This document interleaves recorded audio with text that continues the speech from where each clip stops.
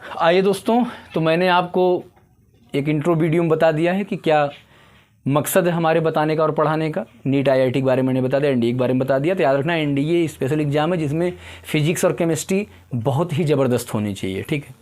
तो एक नमूना मेरा देख लो, ताकि तुमको जीवन में कभी भी अगर फिजिक्स पढ़ने का मन करे और केमिस्ट्री भी पढ़ने का मन करेगा तो तुमको हमेशा बस एक नाम याद आएगा, जेके सर, ठीक है। आप फिजिक्स की धज्जियाँ उड़ाने का हम लोग प्रयास करते हैं, कैसे पोस्टमार्टम करते हैं टॉपिक का। तो आज हम लोग की जो बात होगी मोशन से होगी। किससे होगी? मोशन से। चलो तो चलो भाई, मोशन समझ लो। ये मोशन क्या होता है, ठीक है। ये मोशन क्या होता है, इसको हम क्या बोलते हैं? गति बोलते हैं, ठीक है। तो जो हमारा मोशन या गति है, ठीक है, जो हमारा मोशन या गति है, तो हो सकता है रिकॉर्ड ना हो पा रहा हो, थोड़ा नीचे से देख लो भाई, क्योंकि बड़ी समस्या है। हम मोबाइल नहीं चला रहे ना, मोबाइल वहीं, लेकिन मुझे ऐसा लगा तो इसलिए मैं फिर से लिख दे रहा हूँ। देख लो इधर, मोशन मतलब गति, ठीक है। मोशन या गति क्या है, ऐसे समझो।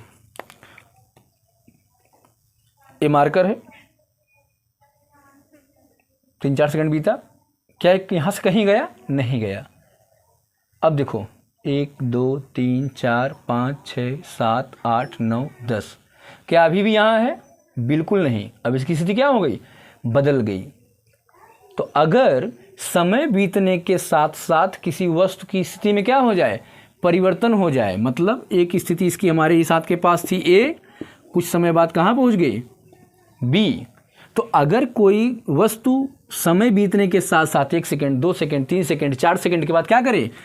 अपनी स्थिति को बदलते बदलते बदलते बदलते किसी नई स्थिति पर पहुंच जाए, तो क्या कहा जाता है कि this object is in motion, कि ये जो दिया गया वस्तु है क्या है? मोशन में है, गति में है, ठीक है। अगर वही न हो, कोई बिंदु ए था, इसी पे मारकर पहली कंडीशन में बताता था, ऐसे पड़ा रह गया, समय बीत रहा है मगर यहीं पे खड़ा है, जैसे तुम्हारा घर, ठीक है। जब तुम पैदा हुए थे, अगर तुम्हारा घर बना था तो वहीं था, तुम बड़े हो गए तभी तुम्हारा घर कहाँ है? वहीं है। तो जब जो चीज़ जहाँ पे रहे वहीं पर क्या रहे? पड़ा रह जाए, और समय बीतता रहे, चलता रहे, लेकिन इसकी स्थिति में कोई परिवर्तन न हो, तब उसकी स्थिति क्या कही जाती है? विराम की स्थिति। कैसी स्थिति? विराम की स्थिति। विराम को हम क्या कहते हैं? विराम को हम कहते हैं रेस्ट। क्या कहते हैं? रेस्ट। जब तुम चलते फिरते रात को काम करते हो, जब लेट जाते हो चारपाई पर, तो क्या कहते हो? मैं रेस्ट कर रहा हूँ। रेस्ट का मतलब क्या है? क्या करते हो? चारपाई में नाचते हो? ऐसा नहीं होता ना। चारपाई में क्या करते हैं? रेस्ट करते हैं, मतलब विराम की अवस्था में विश्राम कर रहे हैं। और ऊपर क्या था? गति की अवस्था। कौन सी अवस्था थी? गति की अवस्था। मतलब इस समय गतिशील है और इस समय क्या है? विराम की अवस्था में। क्लियर ना टॉपिक? कोई कन्फ्यूजन हो ही नहीं सकता। तो गति की अवस्था कब कही जाती है? कि यदि कोई वस्तु समय के साथ साथ अपनी स्थिति में परिवर्तन करती है तो उस वस्तु की स्थिति क्या कहलाती है? तो वह जो वस्तु है कैसी अवस्था में कही जाती है? गति की अवस्था में कही जाती है। और अगर यही क्या हो कि समय खूब बीते लेकिन उसकी स्थिति में कोई परिवर्तन न हो, तब उसे क्या कहता है? विराम की अवस्था कहा जाता है। क्लियर ना? तो ये तो हमारी होगी गति क्या है और क्या नहीं है, कब कोई चीज़ गति में होगी, कब कोई चीज़ गति में नहीं होगी, ठीक है। अब जब आप इसकी गति के बारे में पढ़ेंगे तो बहुत तरह की गति होगी, खासकर मार्ग के आधार पर, कि जब कोई चीज़ गति करती तो कैसी कैसी गति करती है, ठीक है। अब मान लो, अब यही ऐसे ऐसे से अगर हिले, अगर ऐसे से क्या करें? अगर ऐसे ऐसे से हिलता रहे तब क्या होगा? अगर ऐसे ऐसे हिलता रहे तो उसको क्या कहते हैं? कंपन हो रहा है। कब क्या हो रहा है? कंपन हो रहा है। ये भी एक प्रकार की गति है। अभी तो हिल रहा है, समय बीतने साथ देखो, पहले यहाँ था, फिर यहाँ, फिर यहाँ था, फिर यहाँ, फिर ऐसे, ठीक। इसके बाद तुमने क्या पढ़ा है? अगर कोई चीज़ यहाँ पे क्या रहे, यहाँ पर फिक्स रहे, ठीक है, और फिक्स होने के बाद ऐसे हिले, फिर यहाँ आए, फिर यहाँ जाए, फिर यहाँ आए, फिर यहाँ, मतलब एक ही मार्ग को अपने क्या करे? बार बार रिपीट करें, और लेकिन पूरा चक्कर कंप्लीट नहीं करे, पूरा गोल गोलाई में न घूमे। क्या कहते हैं? दोलन गति। क्या कहते हैं? दोलन गति। जैसे क्या होता है इसमें देखो, मौसम भी चल रहा है, किसका? झूलों का मौसम चल रहा है। जो तुम्हारा झूला है जो पेड़ पे डाले हो, जब झूलते हो ऐसे ऐसे, तो कौन सी गति करता है? दोलन गति करता है, ठीक है। तो इसी प्रकार जब कोई वृत्त होता है, मतलब तो साइकिल गोल गोल चलाते हो, जैसे कोई एक ग्राउंड हो, ऐसे चारों तरफ ऐसे मूव करते हो साइकिल लेके, तो क्या हो जाती है? वृत्ति गति, ठीक है। तो ऐसी बहुत सारी गतियाँ हैं, कुछ किताबों में लिखा है, वहाँ से पढ़ लेना। जो मेन बातें हैं हमको समझाने के लिए, हम उस पर बात करते हैं। आओ चलो बात करते हैं आगे। तो अब जब हम बात करते हैं इनसे तो क्या बातें आती हैं हमारे पास, तो इसमें एक बात ये भी आती है कि भाई गति तो हो गया, जब हम गति करेंगे क्या करेंगे, जब हम गति करेंगे तो गति हमारी क्या होगी, दो तरह की होगी। हो सकता है हम गति टेढ़ा मेढ़ा करें या हो सकता है हम गति सीधी करें, ठीक। तो ये दो प्रकार की गतियाँ हो गई इसमें जो हम बात कर रहे हैं, जिनको हमको समझाना है। ये सीधी रेखा वाली और ये जिगजैग मतलब टेढ़ा मेढ़ा। तो इनमें दिशा कंफर्म नहीं कि किधर जाएगा ना। देखो इधर पहले इधर की दिशा थी, फिर इधर दिशा थी, फिर इधर दिशा थी, फिर इधर दिशा थी, फिर इधर, बार बार क्या हो रही दिशाएं बदल रही हैं, लेकिन इसमें क्या है, सेम डायरेक्शन है ना, क्लियर। तो जरा सोचो कि भाई जब कोई गति किया, जैसे मैंने मार्कर एग्जाम्पल दिया, यहाँ से मार्कर हमारा यहाँ गया, ए से बी तक गया, तो जब यहाँ से यहाँ तक गया कोई चीज़, तो यहाँ से दो टर्म निकल के आएंगे, दो बातें निकल के आएंगी। कौन कौन सी, एक तो हमारी बात आएगी जिसको हम कहते हैं विस्थापन, और दूसरा ये आएगा जिसको हम कहते हैं दूरी। विस्थापन को बेटा इंग्लिश में कहते हैं डिस्प्लेसमेंट, और दूरी को कहते हैं डिस्टेंस।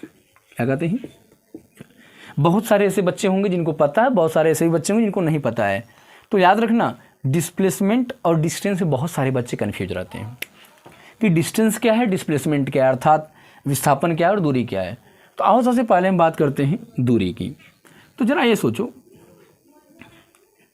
कि मान लो तुम्हारा यहाँ घर है, ठीक है, एक बगल में तुम्हारे किसी पड़ोसी का घर है, ठीक है, तुमको यहाँ जाना है। तो पता चला यहाँ जाने के लिए जगह क्या जानते हो, इधर बीच में एक खेत है, खेत में इसमें लगा है धान, मेड़ी ओड़ी नहीं, तुम जा नहीं सकते, ठीक। ऐसे रास्ता तुम्हारे घर की तरफ ऐसे निकला है, लेकिन तुम्हारे घर के इस साइड से रास्ता होगा, ये ऐसे इसके घर पे आया है, ठीक ना, ऐसे ही तो जाओगे जिधर से रास्ता है। अब पता चला कि भाई हम ज़्यादा है, 50 मीटर इधर आना पड़ा, 25 मीटर इधर आना पड़ा, 200 मीटर इधर आना पड़ा, ठीक है, और 500 मीटर इधर जाना पड़ा, फिर पता चला 150 मीटर इधर आना पड़ा और 50 मीटर इधर आना पड़ा, ठीक है। तो तुम्हारे दोस्त के घर की दूरी क्या हो गई, जोड़ लो, 25, 50, 200, 500, 150, 50, ठीक है। तो हो गया ना भाई, 50, 25 कितना हो गया, 75, 200 में जोड़ लो, ये 200 हो गया, तो 275, 500 हो गया, 775, 775 में 150 जोड़ लो, तो 775 में 150 जोड़ो, कितना आएगा, कितना आएगा, 750 में 150 जोड़ लो, 9, 925 और 50 जोड़ लो, 975, ठीक। तो मान लिए भाई कि कितना आ गया, 975 आ गया। तो मतलब तुम्हारे दोस्त का जो घर है वो कितना दूरी पर है, 975 पर, कितना है, 975 मीटर पर। ये क्या हो गई, दूरी हो गई, क्या हो गई, दूरी हो गई। अब जरा देखो कि अगर वही क्या होता, अगर ऐसा रहता कि इस सीधे जो है, अगर लड़के को कोई बहुत इमरजेंसी काम है, अगर वो इस हालत में है कि यहाँ से यहाँ सीधे जा सकता है खेत में से होकर दौड़ते दौड़ते, तो क्या तब भी उसको उतना ही जाना पड़ता, हो सकता है कि यहाँ से वहाँ तक जाने में इसको 200 मीटर ही लगता हो। तो देख लो यही कि अगर एक स्थान से दूसरे स्थान तक हमको जाने में जो सबसे शार्टेस्ट रास्ता है, जो सबसे कम समय हमको पहुंचा देगा, तो वो रास्ता सीधी सी बात है सीधा होगा। जैसे एक सीधा है और एक टेढ़ा है, तो टेढ़ी लाइन देख रहे हो ज़्यादा है, सीधी लाइन क्या है, छोटी है, दूरी यही है यहाँ से लेके यहाँ तक। तो हमने देखा हमेशा जो सीधा रास्ता होता है टेढ़े रास्ते से क्या होता है, कम डिस्टेंस का होता है। तो हमने यहाँ देखा ये सबसे नियरेस्ट था, और ये क्या था, ये जैसे रास्ता ना, हम ऐसे गए थे। तो हमने ये देखा कि जब हमको दूर तक घुमा के जाना पड़ा और कई बार हमको डायरेक्शन चेंज करनी पड़ी, दिशा बदली, पहले पूरा पश्चिम उत्तर दक्षिण कुछ कुछ घुमा के गए, तो हमने वहाँ पे क्या देखा कि डायरेक्शन हमारी बदलती रही। तो हम वो जो तय किए वो क्या थी बच्चे, दूरी थी, क्या थी, दूरी थी। लेकिन ये जो हमारा था छोटा वाला, इसी को क्या कहते हैं, इसी को विस्थापन कहते हैं। इसीलिए इसकी परिभाषा में कहा जाता है कि क्या कहा जाता है, the least distance between two positions is called displacement. मतलब दो बिंदुओं के बीच की न्यूनतम दूरी को, मतलब जो सबसे कम हो, उसको क्या कहते हैं, विस्थापन कहते हैं। क्लियर हो गया ना। अब देखो और जो दूरी होती है, दूरी को अगर हम लिखेंगे तो हम कहेंगे कि किसी गतिशील वस्तु द्वारा ठीक है तय किए गए मार्ग की लंबाई, मतलब जितना रास्ता दूर तक जाएगा उसकी पूरी की पूरी लंबाई, चाहे ऐसे से घूम के जाए चाहे ऐसे से घूम के जाए, पूरी की पूरी लंबाई क्या कहलाती है? दूरी कहलाती है। क्या कहलाती है? दूरी कहलाती है। ये हो गया बच्चे डिफरेंस किसका? विस्थापन और दूरी का। समझ में आई बात? तो यहाँ से एक बात और समझ में आ गई। क्या समझ में आ गई? आप लोगों ने कभी कभी नाम सुना था सदिश और अदिश। क्या क्या नाम सुना था? सदिश और अदिश, जिसको हम बोलते हैं क्या? वेक्टर और स्केलर। तो सदिश अदिश, सदिश का मतलब क्या है? जिसमें दिशा कन्फर्म हो, और अदिश का मतलब क्या है? जिसमें दिशा कन्फर्म न हो। तो जिसकी दिशा कन्फर्म थी वो कौन था? जिसकी दिशा कन्फर्म थी वो कौन था? वो था वेक्टर। तो हमने देखा कि हमारे पास जो विस्थापन था, क्या था? विस्थापन था, उसके पास एक ही दिशा थी, सीधी सीधी, और जो हमारी दूरी थी उसके पास दूरी निश्चित दिशा नहीं थी। ऐसे से भी हो सकता है, ऐसे ही से भी हो सकता है, ठीक है। तो दूरी की दिशा निश्चित नहीं होती है, लेकिन विस्थापन दिशा निश्चित होता है। इसलिए दूरी क्या है? अदिश है, और विस्थापन क्या है? सदिश है, ठीक ना। चलो, तो इतनी बातें तो हमने समझ लिया। अब अगर अदिश सदिश के बाद बात करें तो क्या क्या हो सकता है? देखो, अब हम विस्थापन का एक और डीप में चल के बात कर लेते हैं। सपोज करो, तो वेक्टर का एक बात याद रखना कि वेक्टर मतलब आगे चल के अगले क्लास में पढ़ेंगे, खासकर 11th वाले जल्दी पढ़ेंगे, 9th वाले बाद में पढ़ेंगे आगे चलकर, कि जो वेक्टर होता है, समझ लो, पहले थोड़ा बता दे रहा हूँ। अगर ये वेक्टर ए लिखा है तो इसका मतलब इसकी दिशा जो दी गई वही है। तो अगर इसको माइनस वेक्टर ए बनाना है तो क्या करना पड़ेगा? सेम लेंथ की अपोजिट डायरेक्शन बस लगा देंगे, क्या बन जाएगा? माइनस ए। बात समझ में आई नहीं आई? तो इसका मतलब यह हुआ कि अगर कोई वेक्टर क्वांटिटी, जैसे हमने कहा 1 meter, 2 meter, 3 meter, 4 meter, 5 meter, 6 meter, ठीक है, समझ में आई बात? कोई आदमी यहाँ से चलना शुरू किया बिंदु ए से, और यह है बिंदु सी और यह है बिंदु बी। कोई यहाँ से चलना शुरू किया कि 10, 0 से 10, 10 से 20, 20 से 30, 30 से 40, 40 से 50, 50 से 60। अब सोचो कोई बंदा कहाँ से चलना शुरू किया? ए से चलना शुरू किया, कहाँ तक गया? बी तक। कहाँ तक गया? बी तक। तो इसके डिस्प्लेसमेंट का किधर डायरेक्शन था? ए से बी की साइड। तो देखो 10 मीटर, 20 मीटर, 30 मीटर और 40 मीटर, इसमें डिस्प्लेसमेंट कितना है? 40 मीटर। ध्यान बात समझो।